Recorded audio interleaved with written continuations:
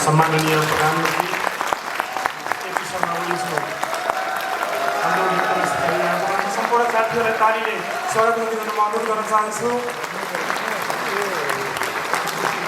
र साउन्ड सिस्टममा रहनुभएका साथीहरूलाई म राष्ट्रिय दीप प्रज्वलन गरेर पानसमा दीप प्रज्वलन गरेर यो ऐतिहासिक दोस्रो राष्ट्रिय भेलाको प्रधानमन्त्री सम्माननीय प्रधानमन्त्री केपी शर्मा ओलीज्यूले समुद्घाटन गर्दै हुनुहुन्छ। सम्पूर्ण साथीहरूलाई म गडगडाट तालीका लागि म अनुरोध गर्न चाहन्छु। सम्पूर्ण साथीहरूलाई उठिदिन म अनुरोध गर्न चाहन्छु।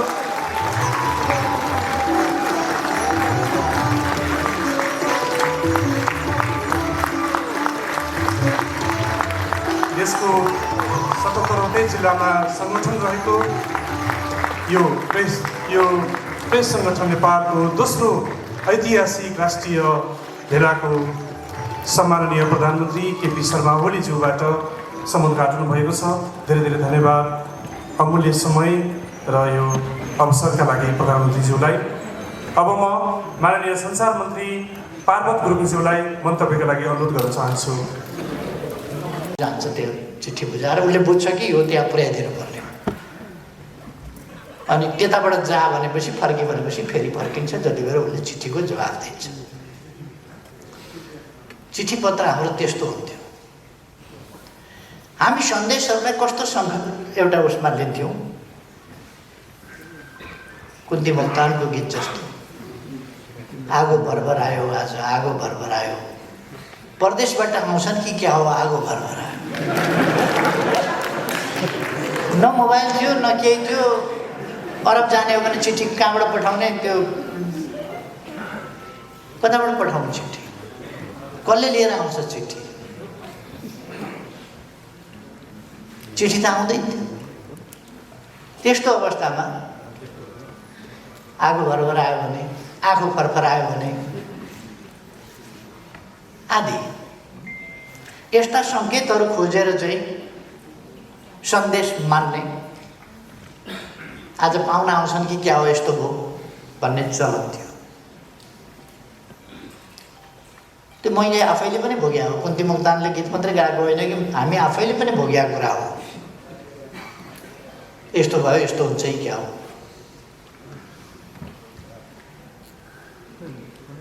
पहिले इन्ट्युसन, त्यो जब सम्बन्ध अत्यन्त प्रगाढ हुन्छ, त्यस्तो सम्बन्ध प्रगाढमा त्यसका सङ्केतहरू जान्छन्। जस्तो आफ्नो सन्तान कहीँ सङ्कटमा पर्यो भने आमाहरूले पहिले धेरै थाहा पाउँथे, किनभने सेन्सिटिभ हुन्थ्यो।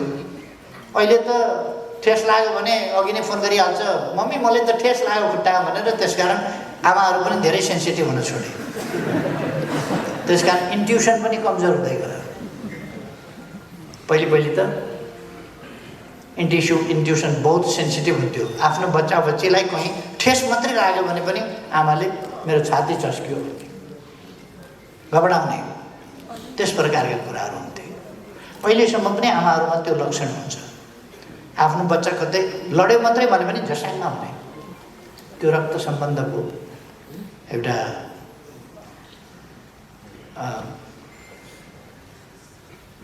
एक खालको टेलिपेथी।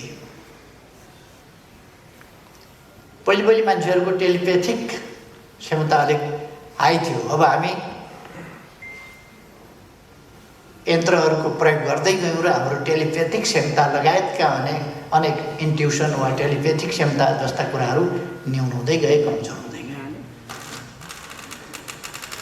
त्यस जमानाबाट हामी विकास गर्दै गयौँ। 20औं शताब्दी हरेक क्षेत्रमा, विज्ञानको प्रविधिको क्षेत्रमा,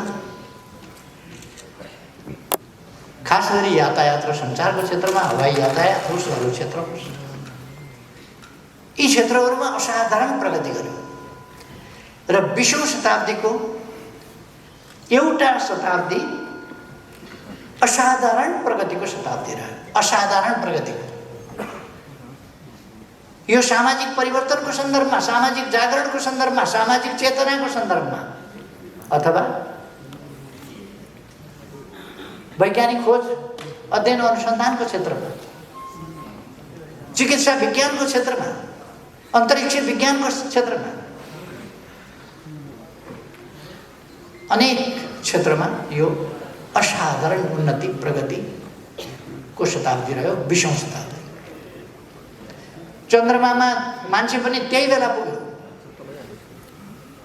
सामाजिक न्याय र समानता सहितको प्रणाली हुनुपर्छ भनेर अक्टोबर क्रान्ति जस्ता क्रान्तिहरू त्यसै समयमा भए।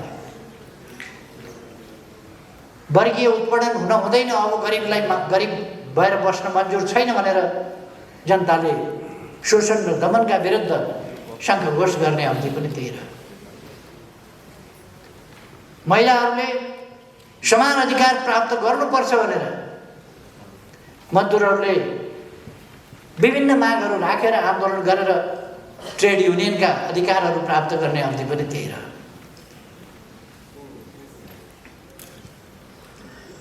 1919 मा आइएलओ बन्यो। 1919 देखि त्योभन्दा अगाडि 23 शताब्दी वास्तवमा ट्रेड युनियन मुभमेन्टका लागि, यद्यपि मजदुर आन्दोलन 1831 देखि सुरु भयो। फ्रान्सका लियोका मजदुरहरू, तान बन्ने मजदुरहरूबाट सुरु भयो। तर त्यो बढ्दै गएर चार्टिस्ट आन्दोलन आदिको रूप हुँदै पेरिस कम्युन हुँदै, तर त्यो एउटा विकासको आधार मात्रै खडा हुँदै थियो, चेतनाको आधार मात्रै, न्याय र समानताको आधार मात्रै खडा हुँदै थियो। 20औं शताब्दी यस्तो शताब्दी बन्यो जो वास्तवमा परिवर्तनको शताब्दी, खोज अध्ययन र अनुसन्धानको शताब्दी बन्यो। र समाज सबभन्दा तीव्र गतिमा परिवर्तन त्यसै बेला भयो। टेलिभिजन 20औं शताब्दीको देन हो, मोबाइल 20औं शताब्दीको देन हो, यस्ता अनेक कम्प्युटर 20औं शताब्दीको देन हो। यी सबै कुरा 20औं शताब्दीका देन हो। 20औं शताब्दी तीव्र विकास र परिवर्तनको शताब्दी रह्यो। आज हामी 21औं शताब्दीको 2 दशक पार गरिसकेका छौँ। 20औं शताब्दी त्यो तीव्र विकासको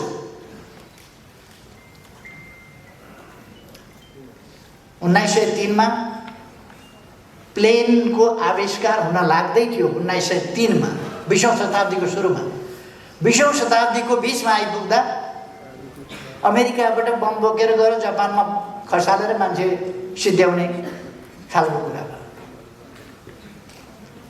पहिले बारुदसम्मको विकास थियो, परमाणु अस्त्र, एटम बम, एटमिक इनर्जी आदिको शताब्दी भयो 20औं शताब्दीमा पुग्दा। यसै गरेर सञ्चार क्षेत्रका उपलब्धिहरू पनि साह्रै ठुला ठुला उपलब्धिहरू भए।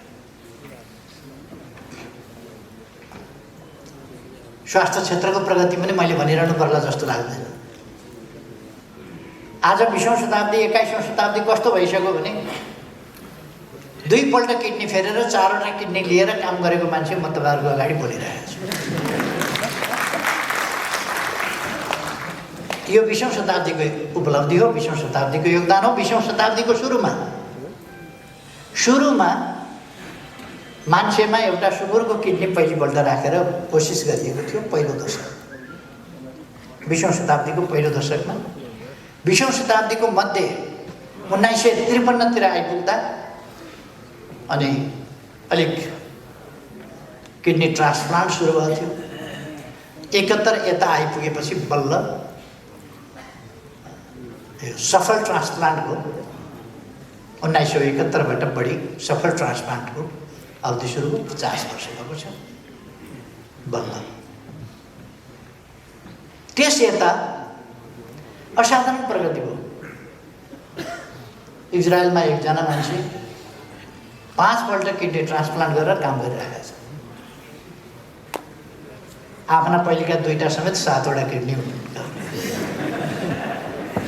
पेटभरि किडनी नै किडनी। यो विज्ञान प्रविधिको विकास। अब म तपाईँहरूलाई भन्न खोजेको के हो भने यो तीव्र विकासको क्रममा हामी छौँ। तीव्र विकासको क्रममा, तीव्र विकासको क्रम कहीँ पनि कुनै पनि तीव्र विकासको क्रमलाई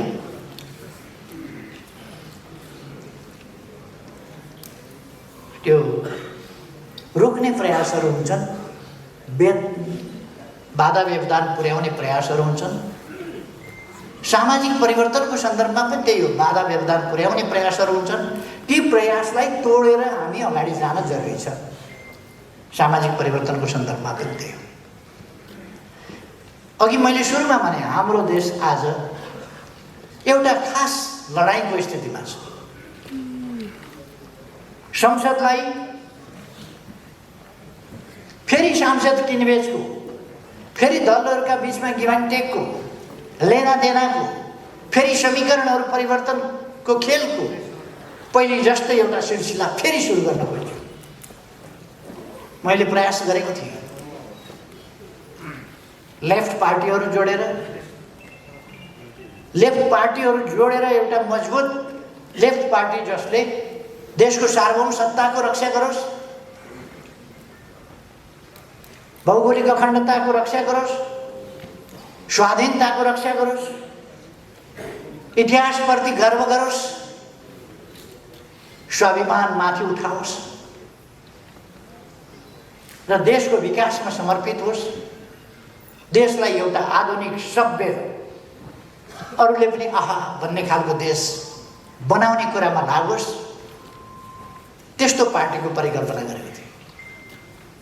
तर पार्टी तपाईहरुले देख्नुभयो एक दिन एउटा राम्रो कामको पनि समर्थन गर्ने आँट नभएको, बुद्धि नभएको, मन नभएको त्यस्तो पार्टी पो बन्यो। लिडरशिपको यस्तो पंक्ति तयार गर्न खोजेको थिएँ मैले जसले देशलाई राम्ररी हाँक्न सकोस्। तर देश हाँक्ने होइन, देशका निम्ति मर्ने होइन, आफ्ना निम्ति मर्ने, आफन्तका निम्ति मर्ने। एकजनाले मलाई जवाफ दिए, परिवारवाद नातागोताका कुरा गर्दा जवाफ दिए, केपी ओलीका छोराछोरी छैन,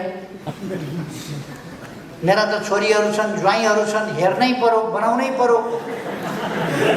छोरी भएका मान्छेले त मेयर बनाउनै पर्यो, बनाउन भोटले पुगेन भने मतपत्र च्यात्नै पर्यो। ज्वाइँ छन्, के गर्ने अब, घर किन्दै नै पर्यो, घडेरी किन्दै नै पर्यो, गाडी किन्दै नै पर्यो, पद ओहदा दिनै पर्यो। केपी ओलीका छैन, कसलाई दियोस्, मेरा त छन्, दिन्छु। गजब हो, बहादुर हो, बाबु त यस्तो होस्, ससुर त्यस्तो होस्, गजब। एउटा कुरा म उहाँलाई सम्झाउँछु, मलाई त सन्चै छ, यो देशका सबै केटाकेटीलाई म आफ्नै केटाकेटी ठान्छु। मेरा आफ्नै केटाकेटीका लागि केही गर्नु छैन, त्यसमा मलाई न गौरव, न हर्ष, न विस्मात केही पनि छैन। तर म उहाँलाई भन्न चाहन्छु, उहाँलाई त्यो ठाउँमा पुर्याउने योद्धाहरूका छोराछोरी छन् कि छैनन्? उहाँलाई त्यो ठाउँमा पुर्याउने योद्धाहरूका छोरीहरू छन् कि छैन, ज्वाइँ छैन कि छैन, आफन्त छन् कि छैन? ती योद्धाहरू छन् कि छैन? लड्ने बेलामा, ज्यान दिने बेलामा योद्धा चाहियो, अरूका छोराछोरी चाहियो। आफ्ना छोराछोरी विदेशमा राखेर पढाउने, अनि तर मार्ने बेलामा मेरा त छोराछोरी छन्, के गर्ने? अरूका पनि त छोराछोरी हुन्, अरूका छोराछोरीको पनि ज्यान हो, अरूका छोराछोरीका पनि हात खुट्टा हुन्, अरूका छोराछोरीका पनि टाउका हुन्, अरूका छोराछोरीका पनि ज्यान हुन्। त्यो चाहिँ काठको बनाएको हो, भाँचे पनि हुन्छ, फुटाए पनि हुन्छ, जे गरे पनि हुन्छ। अरूका छोराछोरी के खेलाउने पुतली हुन्, त्यो पसलमा बेच्न राखेका पुतली। त्यति पनि भाउ छैन जनताका छोराछोरीको। तिनको हालत के छ? मैले त छोराछोरी छन्, हेर्नुपर्छ अरे, अरू हेर्नुपर्छ कि पर्दैन? देश बनाउनु भनेर जसलाई होमियो तिनलाई हेर्नुपर्छ कि पर्दैन? खै मलाई उहाँहरूसँग दन्त बजार गर्नु छैन। कालो झन्डा गाडेर बस्नुभएको छ, कालो झन्डा फहराउनु भएको छ, काला बेलुन उडाउनु भएको छ, काला सपना देख्नु भएको छ, कालो मनसाय लिनुभएको छ।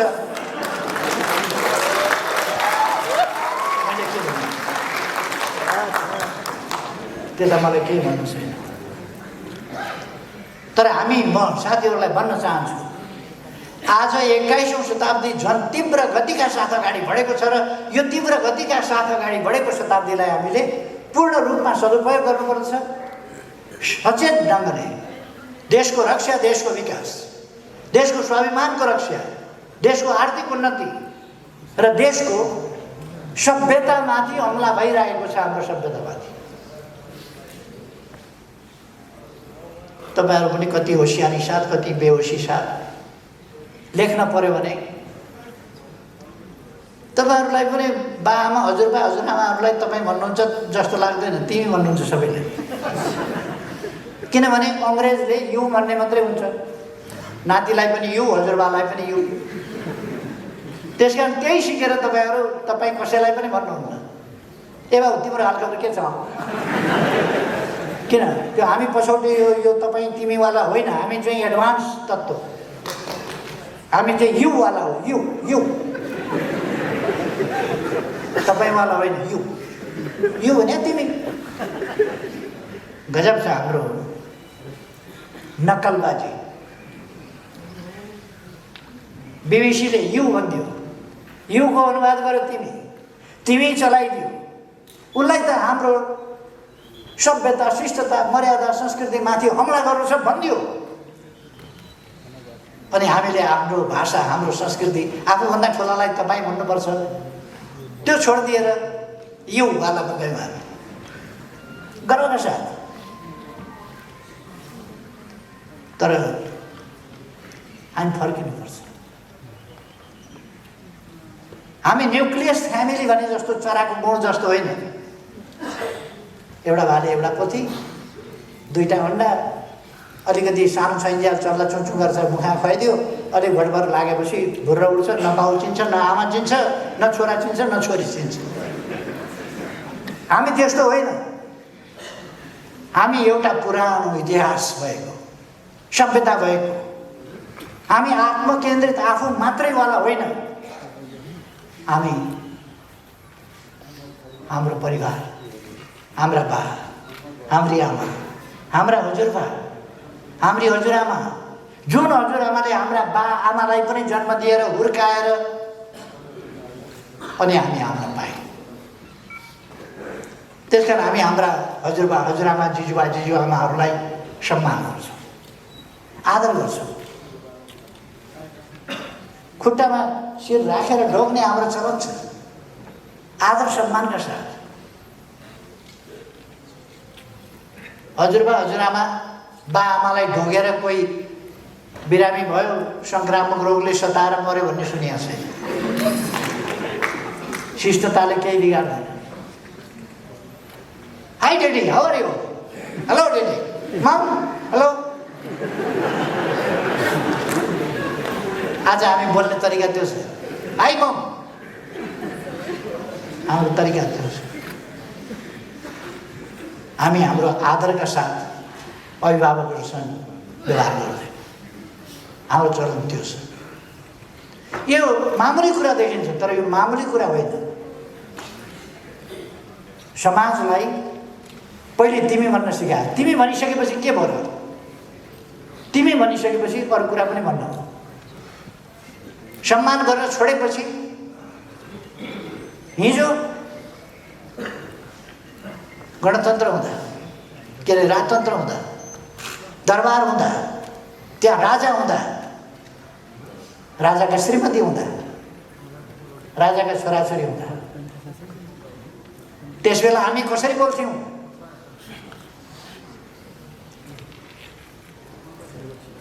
हेर्नुहोस् न भन्दैन। आज त हामी हेर्नुहोस् न होइन नि, हेर उहाँले भन्नुभयो भन्दैन थियो, हुकुम बक्स्यो। हेर्नुभयो भन्दै थियो, नजर भयो। उहाँले खानुभयो भन्दै थियो, जिउनार भयो। हिँड्नुभयो भन्दै थियो, सवारी भयो। आज हिँड्नुभयो भन्न, खानुभयो भन्न पनि हामीलाई गाह्रो छ, किनभने हामी हिँडे, खाए, उनले हेरे, यस्तो भाषा मात्रै बोल्छ। हाम्रा बाले हेरे, हामीले आमा ती थिइन्, तिनले पनि हेरे। तपाईँहरू त्यही लेख्नुहुन्छ होइन पत्रिका के त लेख्नु मेरो आग्रह के हो भने एउटा कुरामा हामी होसियार हुनुपर्दछ एउटा कुरामा हरेक देशको आफ्नो सामाजिक मूल्य मान्यता हुन्छ प्रचलन हुन्छ त्यो समाजलाई त्यो सभ्यताले त्यो मूल्य त्यो मान्यताले बाँधेको हुन्छ समाजलाई सामाजिक प्रबन्धहरूले बाँधेको हुन्छ समाजलाई नाता सम्बन्धहरूका कुराहरूले बाँधेको हुन्छ समाजलाई त्यो समाज बाँध्ने कुरा हो त्यसलाई लिएर भेदभाव गर्नुहोस् भन्ने होइन तर त्यसमा बाँधिएको छ हाम्रो समाज हाम्रो संयुक्त परिवार हाम्रा थुप्रै कुराहरू यति महान छन् हाम्रा पूर्वजहरूले यति महान काम गरेका छन् महान कुराहरू गरेका छन् तिनीको हामी सम्मान गरौँ ती बुझौँ ती सिकौँ हामी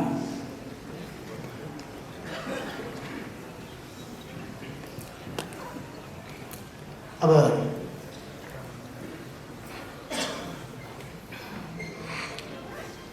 आजको 21औं शताब्दीमा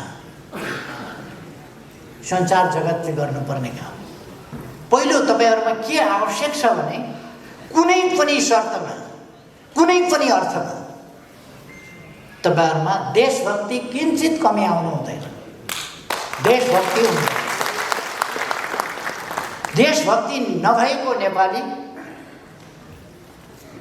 नेपाली त होला नागरिकताको हिसाबले प्रमाणपत्रको हिसाबले वास्तवमा मनको विचारको भावनाको हिसाबले जसमा देशभक्ति छैन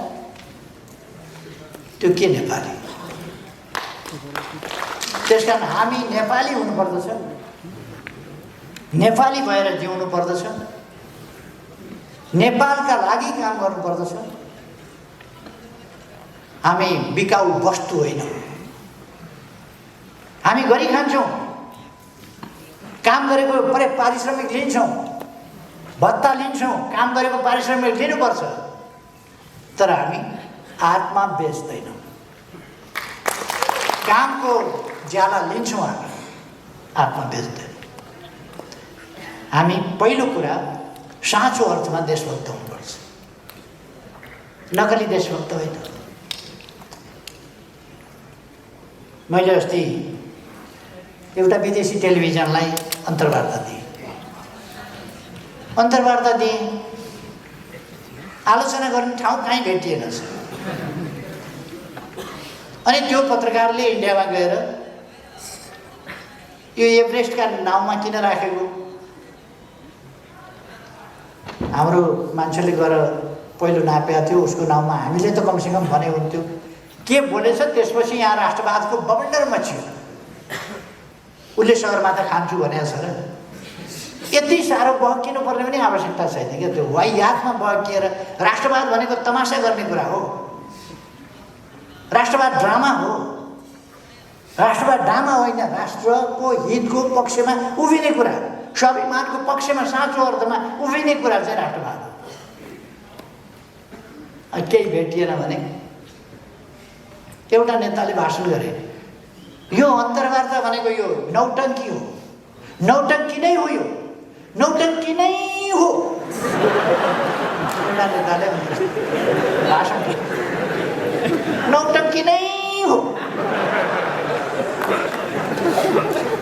अनि कसरी नौटंकी भयो त्यो बताइदिनुस् न त त्यो छैन नौटंकी बोल्ने ठाउँ केही पनि रहेन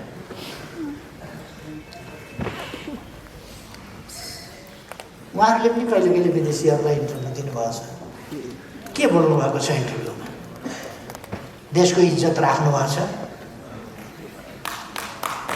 नकली कुरा गर्नु देशभक्ति होइन साँचो अर्थमा हामीले हाम्रो देशलाई माया गर्नुपर्छ यस देशका हितको पक्षमा होइनुपर्छ अर्को कुरा मानव जाति सदैव अधिकारको पक्षमा हुन्छ आफ्नो अधिकार त्यो अधिकार प्राप्त गर्ने प्रयोग गर्ने अवसरसम्म पुग्ने अवसरको पक्षमा हुन्छ तपाईहरुले ती कुरामा सचेत हुनुपर्दछ र मानव जातिको अधिकारको निम्ति अवसरका निम्ति तपाईहरुले लेख्नु, बोल्नु, पढ्नु गर्नुपर्छ। अधिकार र अवसरको पक्षमा मान्छेले असमानता चाहँदैन, समानता चाहन्छ। त्यसकारण तपाईहरुले मानव जातिका बीचमा असमानता होइन समानताको पक्षमा वकालत गर्नुपर्छ।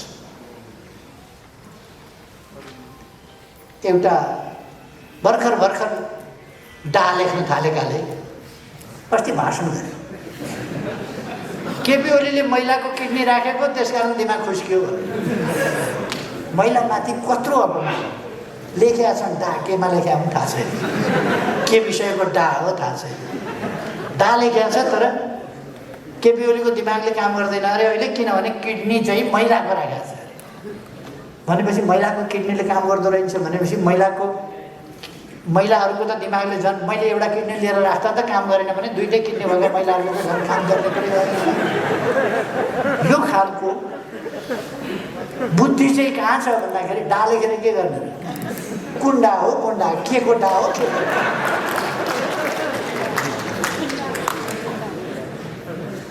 तपाईहरुको बुद्धि त्यस्तो कोल्टे नपरोस्। तपाईहरुको बुद्धि ठिक बाटोमा जाओस्।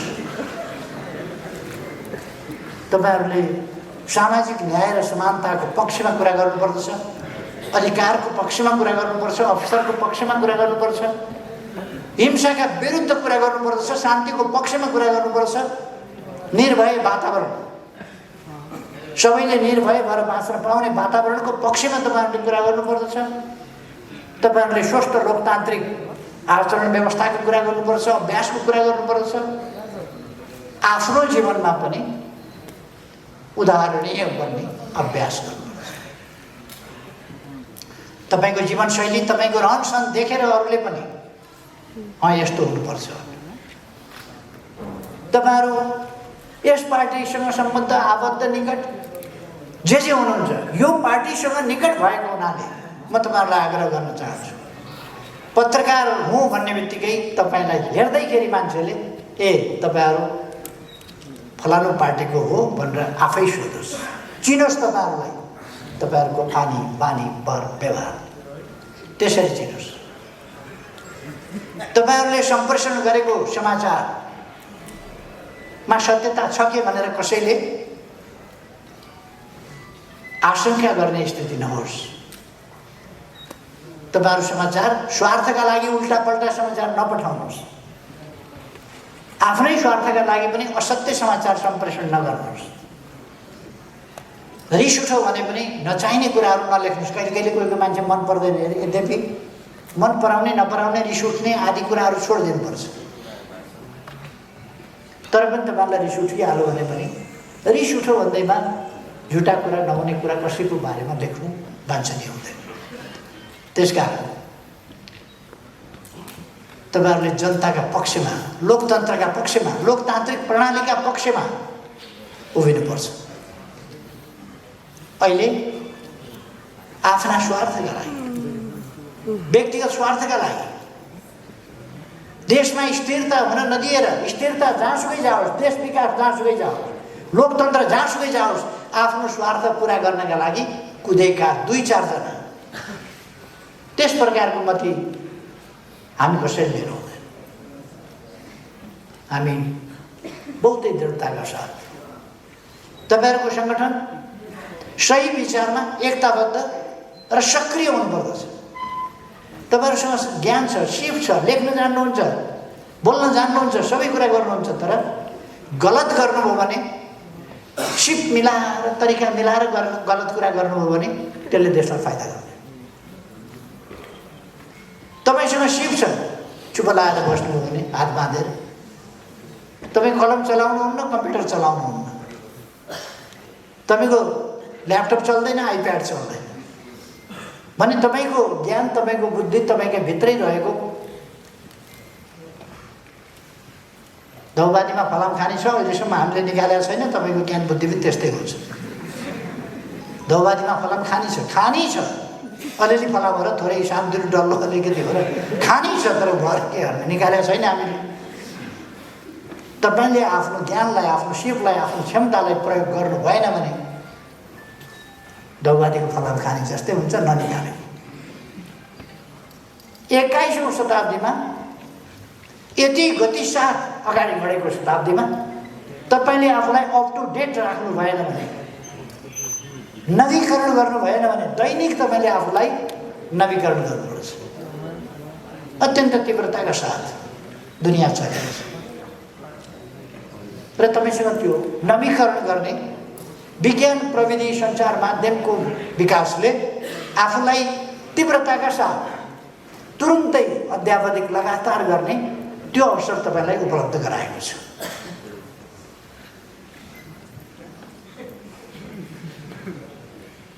त्यसर्थ तपाईँहरूले आफूलाई अध्यावधिक गर्नुपर्छ, नवीकरण गर्नुपर्छ र सङ्गठित ढङ्गले, योजनाबद्ध तरिकाले तपाईँहरूको सङ्गठन, तपाईँहरू यता बस्नेले पनि ध्यान दिनु पर्यो। तपाईँहरूको सङ्गठन एकताबद्ध हुनुपर्छ। तपाईँहरूको सङ्गठन योजनाबद्ध ढङ्गले काम गर्नुपर्दछ र तपाईँहरूको सङ्गठन अत्यन्तै गतिशील हुनुपर्दछ।